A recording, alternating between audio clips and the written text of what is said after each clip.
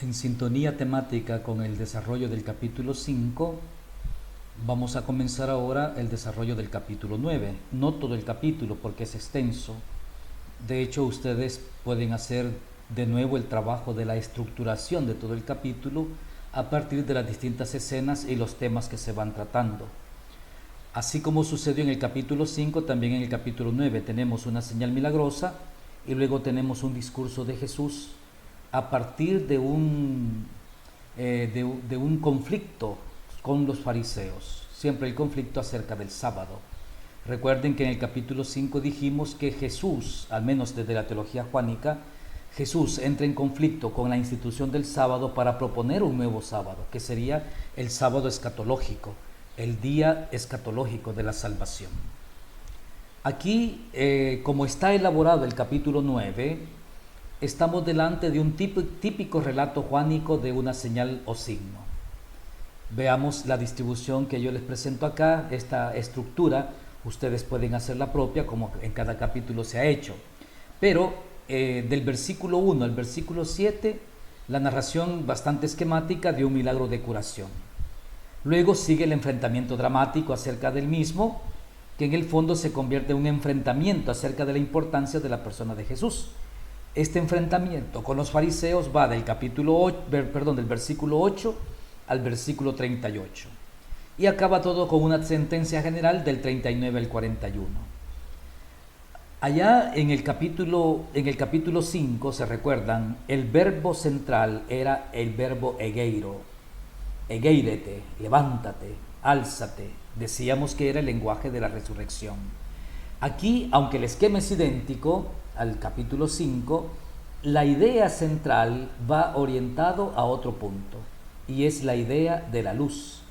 Jesús se presenta como luz del mundo, y este signo de la curación del ciego de nacimiento también se realiza en el contexto de una fiesta judía, la fiesta de la dedicación del templo, en la cual, en esta fiesta que duraba 7 días, prácticamente los levitas y los sacerdotes encendían antorchas alrededor de todas las murallas del templo para iluminar a los peregrinos que estaban prácticamente habitando alrededor del templo. Entonces en la noche se encendían estas antorchas, que el templo se miraba iluminado. Desde lejos, la ciudad de Jerusalén, construida sobre el monte Sión, unos 600 metros sobre el nivel del mar, y en la cima de la ciudad y en el centro del templo, iluminado, imagínense ustedes el espectáculo nocturno, ¿no? Entonces el templo se ilumina, el templo, y recuerden que desde el capítulo 5, o mejor dicho, del capítulo 4, el autor juánico, los autores juánicos han puesto a Jesús en contraste con el templo. Mejor dicho, del capítulo 2, porque allá al final del capítulo 2 Jesús dijo: destruyan este templo y en 3 días yo lo reconstruiré. En el capítulo 4, en verdad te digo que llegue la hora, y ya está aquí, en que no adorarán al Padre ni en este monte ni en Jerusalén. Y ahora el templo es el centro iluminado, pero en realidad la verdadera luz y el verdadero templo es Cristo. Entonces, lo que le hace importante como relato de señal es el tema de la luz del mundo, que está formulado en el versículo 5. Jesús está presente como la luz del mundo. El proceso se da exactamente como ven ustedes estas gráficas. Hay una ceguera, la ceguera de este hombre que nació ciego, que representa a la religión judía. Igual que aquel tullido que estaba sobre la piscina de Betesda, a la orilla, representa también el judaísmo. Aquí la ceguera, el ciego, representa la religión judía. Esta religión judía tiene la luz frente a ella para poder tener una nueva visión.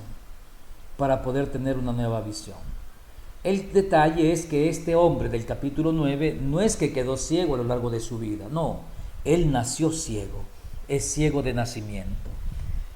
Entonces este hombre nunca ha visto la luz, nunca ha visto los colores, nunca ha visto el rostro de la gente, nunca ha visto el día y la noche, nunca ha visto el sol, la luna, las estrellas. Todo será novedoso para él, la novedad, el kainos, la novedad. Por eso este signo de la curación del ciego más bien está al servicio de la revelación y la salvación que Jesús trae al hombre.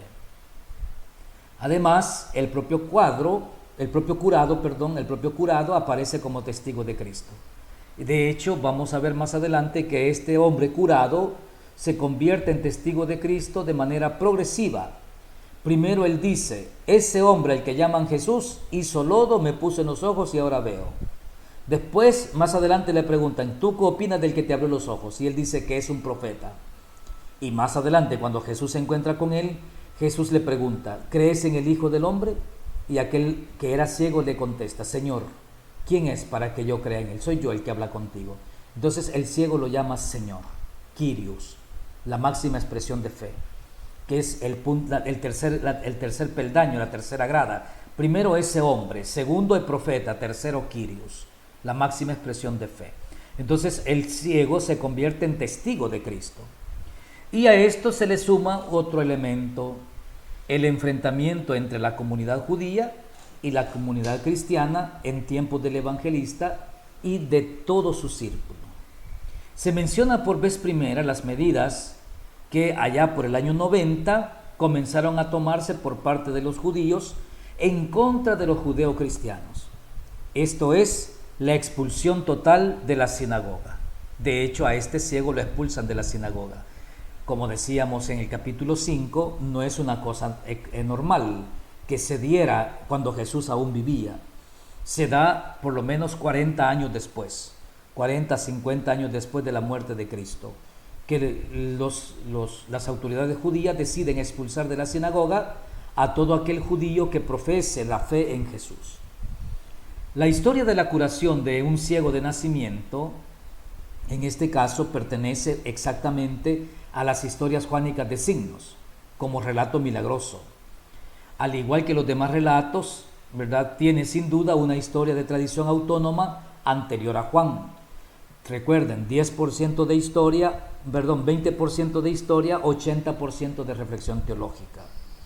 Y así como está estructurado el relato, para cualquier estudioso, por muy experto que sea, ya es bastante difícil separar el relato de la curación original, anterior al texto actual, y cómo está terminado el relato, porque la narración está tan fuertemente trenzada con el lenguaje y mentalidad juánicos, que en su redacción presente hay que tratarla como una narración juánica. Hay que tratarla exactamente como una narración juánica, porque efectivamente esta narración se ha elaborado dentro y por completo de la teología juánica de los signos. No es extraño para nosotros que Jesús cure ciegos. En la tradición sinóptica tenemos curaciones de ciegos, Marcos 8, 22, 26, Marcos 10, 46, 62. Y nosotros, si comparamos estos tres textos, Marcos 8, Marcos 10, con Juan 9, podemos advertir claros paralelismos, objetivos, ciertos, pero la disposición del relato y más todavía el propósito del relato son distintos. La diferencia está en esto. Primero, la discusión que el cuarto evangelio agrega inmediatamente al signo de la curación del ciego. La discusión con los judíos sobre el sábado y principalmente el tema de la luz. Y la segunda diferencia está en el hecho de que Jesús es el que toma la iniciativa del milagro. Si ustedes leen los textos de Marcos, van a ver que los ciegos buscan a Jesús. En este caso no, es Jesús, al igual que en el capítulo 5, es Jesús que busca realizar el signo. Vamos a hacer un breve análisis, no a profundidad, un breve análisis del texto, especialmente algunos versículos que me interesa que ustedes los vean, no solamente en su lengua original, sino la finalidad del autor. Versículo 1.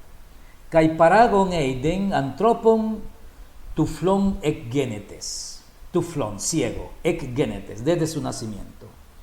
Al pasar Jesús vio a un hombre ciego desde su nacimiento. Jesús sale del templo y, como sucede también en nuestros templos en la actualidad, afuera hay un montón de gente pidiendo limosna. Entonces seguramente Jesús sale del templo, ve probablemente en alguna de las puertas donde solían mendigar todo tipo de personas, ¿verdad? Según también Hechos 3:2, cuando se realiza el signo de la curación del tullido por parte de Pedro y Juan, y Jesús mira aquí, según el versículo 1, a un ciego de nacimiento. et genetes, desde su nacimiento. Se dice expresamente que el hombre era ciego de nacimiento. Aquí tenemos otra exageración, ¿verdad?, que ya para nosotros es típico de encontrarlo en los relatos de Juan. Esto contribuye a destacar la grandeza del milagro. Se convierte en punto de arranque para la pregunta acerca de Jesús. Y aquí volvemos a tocar el tema que ya habíamos anunciado en el capítulo 5. Esta visión religioso-moral del que sufre, del que padece. En el caso del tullido en el capítulo 5, en el caso del ciego del capítulo 9. Aquí en el versículo 2 son los apóstoles, los discípulos, quienes le preguntan a Jesús: Kai erotes san auton, hoi matetai auto legontes, Rabí, tis emarten, outus he, hoi geneis auto, ginatuflus genete. Los discípulos le preguntaron diciendo: Rabí, ¿quién pecó, este o sus padres, para que naciera ciego? ¿Se recuerdan cuando Jesús le dijo al tullido: no peques más, no sea que te suceda algo peor? Se podría pensar en una reflexión superficial que Jesús está diciendo que la enfermedad es consecuencia del pecado. Aquí en el capítulo 9 el tema se afronta de una manera más directa. Se empieza por plantear un problema largamente discutido y que se formule en la pregunta de los discípulos: ¿quién pecó? ¿Quién es culpable? Y por tanto, de que aquel individuo viniera ya ciego al mundo. ¿La culpa era de él o de sus progenitores? Se trata aquí de la problemática de la creencia en la retribución compensativa. O sea, es la mentalidad retributiva. Si yo me porto bien, me va bien, Dios me bendice. Si yo me porto mal, me va mal, Dios me castiga. En contra de esta mentalidad retributiva que viene de siglos, desde antes del periodo neotestamentario, es que se escribió el libro de Job. El libro de Job nos presenta a un hombre justo, un hombre recto ante la presencia de Dios, y sin embargo cae en la calamidad, cae en la catástrofe, en el desastre total. Pierde su familia, pierde sus bienes, el que termina enfermo, lleno de llagas en la calle. Entonces la pregunta: ¿quién pecó?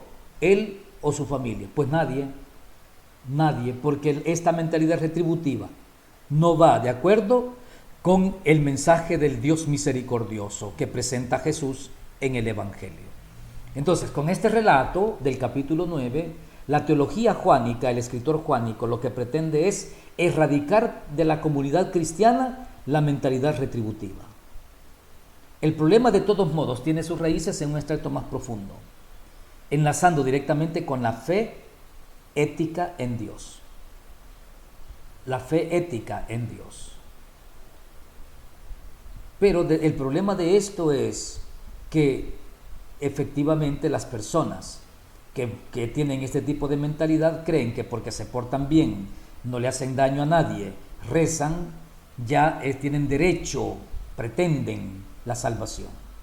Y queda a un lado el concepto de misericordia divina. Este es el peligro de esta mentalidad retributiva. Por eso el problema de la fe ética en Dios. En el judaísmo, el planteamiento del libro de Job representaba una excepción, y para la mayoría demasiado pretencioso. Cierto que era conocida la idea de una corrección por amor.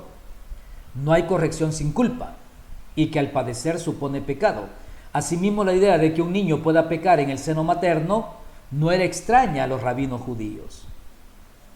Fíjense que es bien interesante que los rabinos discutían sobre el relato de Esaú y de Jacob en Génesis 25, 19, 26, en la afirmación de que los dos niños chocaban en el seno materno. Génesis 25, 22 dice eso, que los dos niños chocaban en el seno materno. Por lo tanto, ahí ya se imaginaban ellos que los niños en el seno de la madre ya podían pecar, y por lo tanto ya eran objeto de castigo. Por eso la pregunta de los discípulos: ¿quién pecó? Sí, pecó él o pecaron sus padres. Están pensando en la posibilidad del pecado del niño en el seno de la madre. Era una opinión muy difundida, el que los hijos hubieran de sufrir las consecuencias de los pecados de los padres. Esta es otra conciencia religiosa ética en el judaísmo. Los padres cometen los errores y los hijos pagan los pecados, las consecuencias. Los padres comieron frutos ácidos y a los hijos se les destemplaron los dientes. Por eso la respuesta que da Jesús a esta pregunta de sus discípulos en el versículo 3 da prácticamente otro tipo de perspectiva. Corta en seco ese tipo de pregunta cuando les dice el texto, apecrité Jesús, respondió Jesús, oute outos emarten, ni este pecó, oigonéis auto, ni tampoco sus padres. Alina paferote taerga tuteu en auto. Este ha nacido así para que las obras de Dios se vean en él. Una finalidad completamente distinta a la mentalidad popular, que había pecado y por eso nació ciego, igual que el tullido. No, aquí hay una finalidad de parte de Dios, y es que en él se cumplan las obras de Dios. Taerga tuteu, las obras de Dios. El Padre trabaja, el Hijo también trabaja, se recuerdan, capítulo 5. Aquí en el capítulo 9 continuamos en sintonía. Los hombres efectivamente se encuentran en un estado de ceguera, una ceguera religiosa espiritual, y de esa ceguera solamente la fe los puede liberar. La pregunta acerca de una culpa ajena apartaría de ese conocimiento de sí mismo, al mismo tiempo que aleja de la responsabilidad personal del pecado cometido. El ciego de nacimiento, desde este punto de vista, se convierte en ejemplo magnífico de las obras de Dios. Versículo 4. Gemas dei ergas estai ta erga tu pensantos me hemos emera estin ergetai nux jote udeis diunatai ergas estai. Nosotros debemos hacer las obras del que me envió mientras es de día. La noche viene cuando nadie puede trabajar. Este versículo 4 está poniendo de relieve la necesidad que pesa sobre Jesús de realizar los signos de salvación por encargo de Dios, las obras del que me envió. Ergasestai taerga tu pensantos, las obras del que me envió. La referencia al que me envió, pensanstoi, pertenece a las metáforas más sugerentes de la historia. Aquí la idea teológica del enviado, que también la hemos desarrollado en el capítulo 5. Es interesante que ya en el versículo 4 Jesús comienza a hablar del día y de la noche. Mientras es de día, eos gemera aquí, eos gemera estin, mientras es de día. Ergetai, viene, nux, la noche. Joteudeis diunatai ergasestai, y ya no pueden hacer nada. Entonces aquí tenemos nosotros un paralelismo, gemera y nux, día y noche. El día es la claridad, la luz, la noche la tiniebla. Jesús se presenta como luz. La noche, cuando nadie puede trabajar, alude ante todo cuando llegue el momento de la muerte de Jesús y con ello el fin de su actividad terrena. El día es prácticamente los 3 años del ministerio público en que Jesús va realizando las obras del Padre. Versículo 5. Jotan en to cosmo, jo fos eimi tu cosmo. Mientras estoy en el mundo, eimi, yo soy, fos, la luz, tu cosmo, del mundo. Mientras está en el mundo, es la luz del mundo. Esta afirmación enlaza el relato con el discurso acerca de la luz, que ya se traía en el capítulo 8, versículo 12, donde Jesús también grita, yo soy la luz del mundo. Se expresa también el tiempo históricamente limitado de la revelación. La luz, al menos en el mundo, existe solamente por un tiempo. Mientras estoy en el mundo, yo soy la luz del mundo. Ese mientras, jotan, que es un adverbio de tiempo, jotan, ento cosmos, mientras en el mundo jo, mientras es una partícula temporal que nos pone a nosotros en contexto escatológico. Mientras estoy en el mundo, yo soy la luz del mundo. Pero al mismo tiempo limita en el tiempo, solamente a ese mientras. Gracias a la fe y a la predicación de la iglesia, Jesús continúa siendo luz para todos los tiempos y para todas las épocas, la luz del mundo. Ahora, lo que ocurre con este ciego es prácticamente una ejemplificación de lo que acontece en cada uno de los hombres que llegan a creer en Jesús. Abandonan la oscuridad, la ceguera, y se vuelven personas capaces de ver la luz. Ese paso debería haber dado también la religión judía.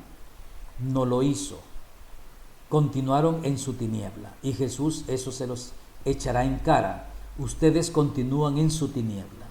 Versículo 6. Tauta eipon eptusen kamai kai epoyesen pelon tusmatos kai epekritsen autu ton pelon epitus oftalmus. Habiendo dicho esto, escupió en tierra, hizo barro con la saliva y le untó el barro en los ojos. Epitus oftalmus. Le puso el barro en los ojos. Prácticamente, a diferencia del capítulo 2, en las bodas de Caná, que Jesús solamente dice, llenen las tinajas de agua, ahora lleven al mayordomo. Aquí no. El versículo 6 y el versículo 7 nos están describiendo el proceso curativo. Según el versículo 6, no depende solo de una palabra de Jesús, como en el caso del tullido, egeírete, levántate. No, aquí va ligado a una acción que está relacionada con una creencia muy antigua, de que la saliva pasa por ser remedio para la enfermedad de los ojos. Plinio lo dice en su libro Natura, capítulo 28, el numeral 7, la importancia de la saliva para curar enfermedades de los ojos. Y se encuentra en las curaciones de los ciegos. Pueden ver ustedes Mateo 8, 22 en adelante, nuestro texto, capítulo 9, versículo 1 en adelante. También Tácito en su libro Historia, en el apartado cuarto, numeral 81, habla también de casos de curación en los ojos utilizando la saliva. El dato se repite en el subsiguiente enfrentamiento como un argumento importante. Será el ciego quien diga, ese hombre al que llaman Jesús hizo lodo, me lo puso en los ojos y ahora veo. Casi como testimonio sentimental del ciego. Al mismo tiempo, sin embargo, sirve para inculpar a Jesús de haber transgredido el sábado, igual que en el capítulo 5, con el tullido. Jesús transgrede el sábado con el tullido y ahora con el ciego también vuelve a transgredir el sábado. Es el conflicto de Jesús con las dos grandes instituciones del judaísmo, el templo y el Shabbat. Es que Jesús será el nuevo templo, destruyan este templo, en 3 días lo reconstruiré, y Jesús ofrecerá al pueblo de Israel y a la humanidad entera un nuevo Shabbat, el descanso escatológico, el sábado escatológico. Aquí entonces a la explicación del versículo 6 se une también la explicación del versículo 7, la orden que da Jesús al ciego para que vaya a lavarse a la piscina de Siloé. Y ahí tenemos el elemento agua, yudatos, agua, yudatos, agua. La piscina de Siloé, que en hebreo se dice shalak, o sea, el enviado, era, ya lo dijimos también en el apartado del capítulo 5, lo repito ahora, el Siloé era una importante instalación hidráulica de la Jerusalén antigua. Era alimentada con las aguas de la fuente de Gijón a través de una red de canales subterráneos que llegaban hasta la ciudad. Estos trabajos fueron realizados por el rey Ezequías hacia el año 704 a.C. Ustedes lo pueden ver en Segunda de Reyes 20:20 y también la referencia que hace Isaías 22:11 a esta fuente de Siloé. La construcción de dicho canal está atestiguada por la inscripción de Siloé, que habla del encuentro de las cuadrillas de trabajadores que llegaban de diferentes puntos. Por eso se llama Siloé, Shalach, el enviado. También aquí Juan, o el autor juánico, vuelve a ser engañoso al conocimiento topográfico, ¿verdad? La orden de Jesús tiene un cierto paralelismo formal con el relato de la curación de Naamán el sirio, a quien el profeta Eliseo le ordenó bañarse en el Jordán por 7 veces. Pueden verlo en 2 de Reyes capítulo 5, versículo 8 al 9 y luego en el versículo 14. Entonces pueden ver ustedes toda la simbología del agua, además del nombre Shalach, Siloé, el enviado. ¿Quién es el enviado? Jesús envía al ciego que vaya a lavarse, pero hay otro enviado. Y aquí la importancia de la teología del enviado, que ya lo hemos señalado en el capítulo 5 y su relación con los textos del Evangelio de la Verdad y las Odas de Salomón, que son documentos de origen gnóstico, posteriores al Evangelio. La significación simbólica que Juan destaca explícitamente del nombre Siloé, que significa el enviado. El ciego se cura con esas aguas gracias al enviado de Dios. Y una vez que se lava en las aguas de la piscina de Siloé, se confirma el signo. Se llega a la confirmación del hecho curativo milagroso por parte de los vecinos y otras gentes que conocieron al hombre cuando era ciego y mendigo. Se llega aquí a un primer pequeño enfrentamiento, que no es delicado ni importante, ¿verdad? Que es el enfrentamiento entre las personas que conocían al ciego. Algunos dicen es él, otros dicen no es, pero se le parece. Entonces prácticamente dudan sobre la identidad del ciego. Dudan al tiempo que se plantea la pregunta acerca del cómo de la curación. ¿Cómo se ha realizado el milagro? Versículo 10. La fidelidad a la verdad es una nota permanente del relato. Ustedes pueden ver el versículo 15, la segunda parte, y el versículo 27. El curado se mantiene firme, él es fiel a la verdad, no se deja amedrentar por las amenazas, y así se convierte en testigo de Jesús. El hombre curado es conducido ahora en presencia de los fariseos en el versículo 13. Aquí la exposición asume el carácter de un interrogatorio en regla, o sea, un interrogatorio oficial por parte del Sanedrín. El versículo 14 se alude al hecho de que el día de la curación era sábado, y ahí está el problema legal. Jesús había hecho barro en día sábado, trabajo que era uno de los prohibidos en el día de descanso. Se recuerdan los 39 trabajos, tienen que investigarlos. ¿Cuáles son los 39 trabajos que eran prohibidos en el día sábado? Y con la pregunta de cómo había obtenido la vista, empieza el interrogatorio de los fariseos. En este interrogatorio el centro es el ciego, ¿verdad? El centro es el ciego, pero en la medida que el interrogatorio avanza, vuelve a surgir ahora acerca de la persona de Jesús. Y dentro de ese interrogatorio se deja a un lado el ciego y el centro se vuelve Jesús. La discusión acerca del signo de revelación se convierte en discusión acerca de Jesús.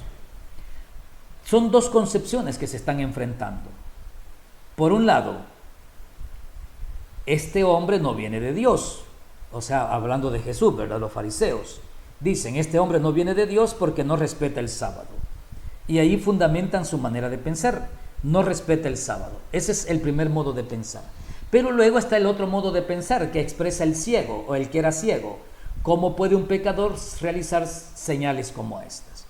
Y entonces están divididos sin que logren ponerse de acuerdo, lo que puede indicar la diversidad de opiniones que se tenía acerca de Jesús, incluso entre los fariseos, en la época de la comunidad juánica. Acuérdense, la comunidad juánica existió del 80 al 120. Aquí estamos en el 90 más o menos, cuando el Sanedrín decidió expulsar de la sinagoga a todos aquellos judíos que expresaran su fe en Jesús. Entonces aquí lo que está expresando el autor sagrado con el relato es que existen diversos puntos de vista acerca de la persona y el misterio de Jesús.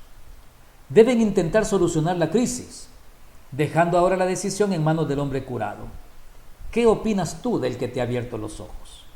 Y aquel inmediatamente contesta, que es un profeta. ¿En qué profeta está pensando? Elías, Eliseo, que son los profetas que realizaron signos y prodigios. En el Antiguo Testamento existe un concepto para indicar estas figuras. Es el concepto Ish Adonai, es decir, hombre del Señor, o Ish Elohim, hombre de Dios. El hombre de Dios es aquel que recibe el mensaje de Dios y que al mismo tiempo tiene palabra poderosa para realizar un prodigio. Por eso la figura de profeta es un profeta. Pero también podemos conectar con el capítulo 4, la samaritana que le dice a Jesús que ellos esperan un profeta como Moisés. Como Moisés. La respuesta aquí parece tener un tono genérico, aunque bien podría designar al profeta escatológico, en relación con el profeta Moisés o en relación con Elías o Eliseo. Prácticamente en el ciego ya vamos viendo nosotros la progresión en su fe. Con su fe ya ha empezado a ver quién es Jesús. Recuerden, el primer paso fue ese hombre a quien llaman Jesús, hizo lodo, me puso en los ojos, me lavé y ahora veo. ¿Qué dice de él? Ahora ya comienza a ver. Es un profeta, pero todavía no es una visión clara, ni precisa, ni completa. Más tarde quedará patente que esta categoría de profeta tampoco es la última palabra acerca de Jesús. Y los fariseos se enfrentan aquí a una afirmación confesional. Aquel hombre está haciendo una confesión de fe, simple y positiva, con respecto a Jesús. Y esto los pone a ellos en una situación penosa. Por eso ahora van a tomar otro camino.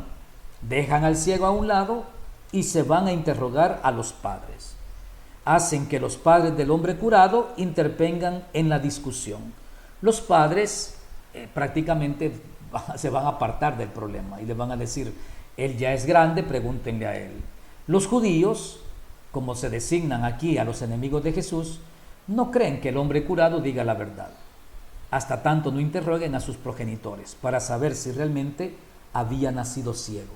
Ahí estamos en el versículo 18. El interrogatorio a los padres debe aclarar dos hechos. Primero, si ese hombre que está ahí, que dice que mira, es de verdad su hijo y que nació ciego. Y la segunda cosa que deben aclarar, ¿cómo es que ahora ve? Contestan afirmativamente a la primera pregunta, lo ven en el versículo 20. ¿De que este es nuestro hijo? Sí, nosotros podemos dar testimonio. Pero la pregunta segunda, los padres se muestran más cautos. De cómo es que ahora ve, no lo sabemos. Pregúntenselo a él que ya es grande. El versículo 22 explica esta actitud de los padres. Es una escapatoria. Y el versículo 23 vuelve a confirmar enfáticamente la noticia. Tenían miedo de ser expulsados de la sinagoga. La afirmación, reconocer a Jesús como Mesías o Cristo, en un lenguaje típico de la primitiva confesión cristiana, es lo que está aquí de fondo. Llegar a esa confesión, de reconocerlo como Mesías, como Cristo. En este interrogatorio de testigos se trata de la confesión pública de Jesús ante los representantes oficiales del judaísmo. La religión oficial debe entender, Jesús es el Mesías. No solamente el profeta, es el Mesías, es el Kyrios. A ello se suma otra noticia importante. Los judíos habían decidido expulsar de la comunión sinagogal a quien quiera que emitiese esta confesión. Obviamente, como ya lo explicaba anteriormente en el capítulo 5 y aquí lo reafirmo, esta noticia no encaja para la época en que Jesús vivía, ni tampoco en la época en que la comunidad primitiva permanecía todavía dentro del marco del judaísmo, es decir, aproximadamente hasta el final del templo, allá por el año 70 cuando fue destruido. Más bien, esta noticia de que el Sanedrín había decidido la expulsión corresponde a una época, a la época en que se compuso el Evangelio según Juan. Estamos 90-95, en la década de los 90 del siglo I de la era cristiana. Hay que diferenciarla de la expulsión plena, que se imponía a los herejes y a los apóstatas. Estos círculos de apóstatas y herejes eran considerados como los enemigos más peligrosos de la sinagoga, ya que habían surgido de la misma y se oponían a los principios doctrinales. Estos no podían volver a la sinagoga. En cambio, es la expulsión que sufrían por creer en Jesús. Si luego ellos se retractaban, podían perfectamente volver a la sinagoga. Nos encontramos pues, fíjense, en Juan 9:22. Juan 12:42 y Juan 16:2, con unas referencias claras a la separación definitiva entre el judaísmo y el judeocristianismo. Se trata de una erradicación de la comunidad religiosa judía con graves consecuencias personales y sociales. ¿Cuál es? La condena y expulsión. Y esto es lo que el autor sagrado hace caer sobre el ciego. En los versículos del 24 al 34 prácticamente montan ahora un segundo interrogatorio. Empiezan por exhortar al ciego que dé gloria a Dios, que este caso equivale a decir la verdad sin más, pero en el versículo 24b, la segunda parte del versículo, indica que para los interrogadores ya estaba establecido el resultado de la expresión. Nosotros sabemos que ese hombre es pecador. Dar gloria a Dios significaba, en su perspectiva, asentir al saber y juicio ya establecido, sin tener para nada en cuenta los pros ni los contras. Bastaba que el ciego dijera, doy gloria a Dios, y ese hombre es un pecador. Pero no es la respuesta que da el ciego. No pueden admitir que la verdad puede encontrarse en otro sitio. El ciego, que ahora es vidente, ha logrado ver la dificultad en esta situación. Y en el versículo 25 contesta claramente, si es pecador no lo sé. Solo sé una cosa, que antes yo era ciego y ahora veo. Y el versículo 26 muestra el embarazo de los fariseos, que prácticamente no pueden avanzar en la discusión, ni mucho menos en hacer que el ciego se retracte de su profesión de fe. El interrogado, al que empiezan también a fastidiarle el asunto, en el versículo 27 pregunta, ¿qué interés se oculta en todo este interrogatorio? No sin ironía, el ciego sanado formula a su vez una contrapregunta. ¿Acaso también ustedes quieren hacerse discípulos suyos? Es sarcástico, ¿verdad? Es sarcástico. Lo están interrogando para que él desmienta y reniegue de Jesús, y él al contrario les pregunta, ¿quieren también ustedes hacerse discípulos de él? Se llega a una separación formal entre los discípulos de Jesús y los discípulos de Moisés, que los fariseos quieren seguir siendo, según ellos proclaman en el versículo 28. De ese serás seguidor tú, nosotros somos seguidores de Moisés. Entonces el versículo 28, ¿verdad? Entonces ahí se ve claramente la separación, los discípulos de Jesús, los discípulos de Moisés. Para ellos se reclaman de manera explícita en el versículo 29, a la revelación hecha a Moisés. Nosotros sabemos que Dios le habló a Moisés. Lo sorprendente para él, para el ciego, está en que los fariseos no hayan podido deducir el origen del autor de la curación milagrosa. No saben de dónde viene. El signo apunta al verdadero origen de Jesús, su origen divino. El curado se remite también a un saber de fe, común a los judíos y a los cristianos. Sabemos que Dios no escucha a los pecadores, más bien escucha solo a los piadosos que cumplen su voluntad, lo dice en el versículo 30. En una palabra, el signo es a la vez un argumento en favor de la piedad de Jesús y testifica que éste no es ningún pecador, acredita a Jesús. Luego, en esa señal, Dios mismo ha hablado en favor de Jesús, y ello de acuerdo con unos criterios válidos para los dos grupos. La conclusión a que el antiguo ciego ha llegado partiendo de sus experiencias e ideas. Desde que el mundo es mundo, jamás se ha oído que se le hayan abierto los ojos a un ciego de nacimiento. Si Jesús no viniera de Dios, en modo alguno hubiera podido hacerlo. Por lo tanto, vean ustedes, para el ciego, el argumento es concluyente. O se acepta o hay que rechazarlo sin más. Con ello, el enfrentamiento llega al final, al que tendía toda la historia desde el comienzo. El signo está comprobado, y lo mismo cuanto el signo pretendía demostrar, que Jesús tiene que haber venido de Dios, aquella preposición ek, ¿de dónde? Por consiguiente, lo único que ahora les falta es la decisión de la fe. El ciego ya la ha tomado, falta que la tomen también los fariseos, pero no la van a tomar. La respuesta de los fariseos en el versículo 34 es característica dentro del sentido de la narración. Empiezan por poner en tela de juicio la credibilidad del hombre curado. No se les ocurre más que apoyarse en su condición de maestros y letrados, contraponiéndola a la de un an-ha'are, es decir, un simple hombre del pueblo. Un simple hombre del pueblo, y además ciego de nacimiento. No es un hombre experto en la ley, no es un doctor, no es un doctor de la ley, es un simple Han Haares, un simple hombre del pueblo. Ahora, terminando la narración, nosotros encontramos que Jesús sale al encuentro del ciego sanado, exactamente como sucedió en el capítulo 5, con el tullido de nacimiento.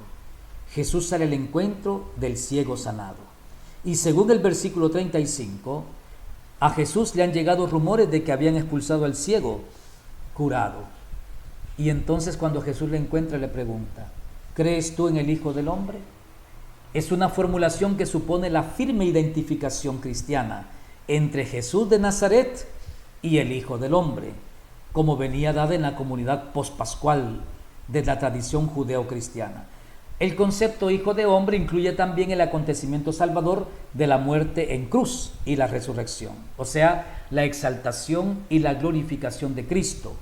Hijo de Hombre es una expresión acuñada por el profeta Ezequiel, que hace referencia a la naturaleza humana, el ser de polvo, Hijo de Hombre. En este sentido, el concepto de Hijo de Hombre como fórmula cristológica es en Juan una fórmula de fe universal que acaba en un solo concepto la persona y que abarca en un solo concepto la persona y el destino de Jesús. La persona, verdadero hombre, verdadero Dios. El destino de Jesús, la muerte, la cruz, porque efectivamente es hombre. Se trata, por consiguiente, de la plena confesión cristológica y soteriológica de la comunidad juánica. Es el conocimiento pleno de la verdad. ¿Cuál es la verdad plena? Humanidad y divinidad. No solamente espíritu, sino también carne. Esto en contraste con la mentalidad gnóstica. Entonces vean ustedes qué interesante el paralelismo que podemos encontrar entre el relato del capítulo 5 y el relato del capítulo 9. Hay una curación milagrosa, una más exagerada que la otra. El del capítulo 5 tenía 38 años de estar tirado a la orilla de la piscina. Este ciego desde su nacimiento, más exagerado todavía. Y luego el problema del sábado, la discusión con las autoridades judías, el tema de la luz y luego el proceso de fe, que es típico del capítulo 9. Primero ese hombre al que llaman Jesús, Hijo de Hombre, luego que es profeta y luego Señor. Ahora prácticamente hemos terminado esta segunda, yo la llamaría segunda sección del libro de los signos, La próxima clase vamos a estudiar aquí el capítulo 15, que es el tema de la vid verdadera. Ahí prácticamente entramos en otra temática, pero nos sirve de presupuesto todo este recorrido que hemos hecho hasta hoy. Nos veremos en la próxima clase del capítulo 15, la vid y los sarmientos.